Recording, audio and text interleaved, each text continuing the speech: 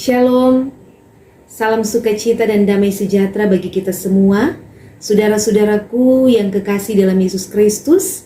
Di saat ini kita akan merenungkan lagi firman Tuhan. Namun sebelum itu mari kita satu dalam doa, kita berdoa. Terpujilah Engkau ya Yesus Kristus, Tuhan dan Juru Selamat kami. Kami bersyukur buat hari yang Kau beri bagi kami. Dan di saat ini kami akan merenungkan firman-Mu. Biarlah firman-Mu selalu hidup di dalam hati kami, dan kami hidup di dalam firman-Mu, sehingga kami semakin memuliakan Tuhan di sepanjang kehidupan yang Kau anugerahkan. Dalam nama Yesus Kristus, kami sambut firman-Mu. Amin. Bacaan kita di hari ini, yaitu dalam Injil Markus pasal 6, ayat 16 sampai 17.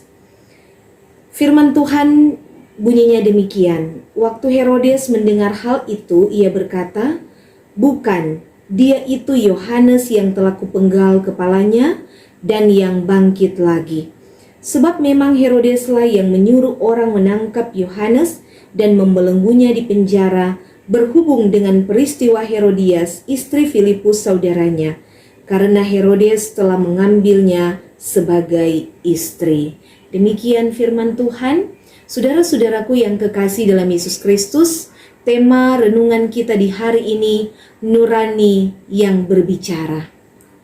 Tuhan memberi setiap kita hati nurani. Hati nurani ini akan menjadi alarm yang Tuhan berikan di hati kita. Ketika kita mulai melakukan hal yang menyimpang, maka alarm hati kita akan berbunyi. Ini adalah salah satu cara Tuhan berbicara dalam hati kita. Suara dalam hati itulah yang disebut dengan suara hati nurani. Hati nurani mengingatkan kita untuk tidak melakukan dosa. Hati nurani mendorong kita untuk berhenti melakukan dosa.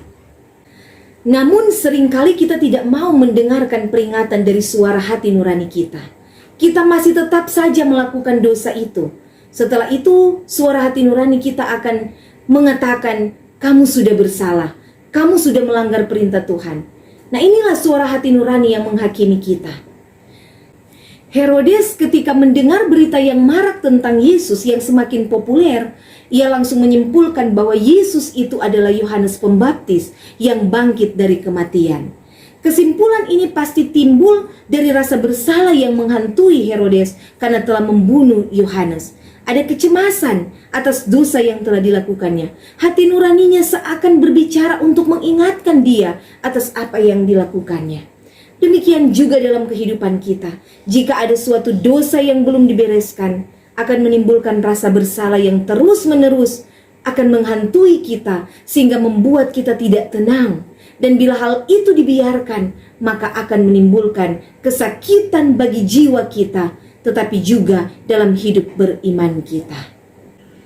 Karena itu sebagai orang yang percaya kepada Tuhan, marilah kita terus membangun hubungan yang dekat dengan Tuhan melalui doa pribadi maupun doa bersama dengan keluarga kita. Merenungkan firman Tuhan setiap hari dan tekun beribadah dalam persekutuan dengan Kristus, supaya kita semakin peka terhadap suara Tuhan yang berbicara melalui hati nurani kita, supaya hati nurani kita akan mengingatkan dan menegur kita untuk tidak melakukan hal-hal yang menyimpang, bertindak hati-hati dan hidup sesuai dengan kehendak Tuhan. Tuhan Yesus memberkati kita semua. Amin. Mari kita berdoa. Terima kasih atas firman-Mu Tuhan. Pakailah hati nurani kami lewat kuasa Roh Kudus-Mu, supaya kami selalu diingatkan untuk melakukan apa yang benar, apa yang baik dan yang berkenan di hadapan-Mu Tuhan. Dalam nama Tuhan Yesus Kristus kami mengucap syukur. Amin. Demikian saudara-saudara, renungan firman Tuhan kita di hari ini. Kiranya firman Tuhan ini akan terus menjadi berkat bagi kita semua dalam setiap langkah dan perjalanan kehidupan kita. Karena itu tetap semangat, andalkan Tuhan, dan kita pasti akan menikmati berkat-berkat yang sungguh indah dan luar biasa dari Tuhan. Tuhan memberkati, shalom, damai di hati.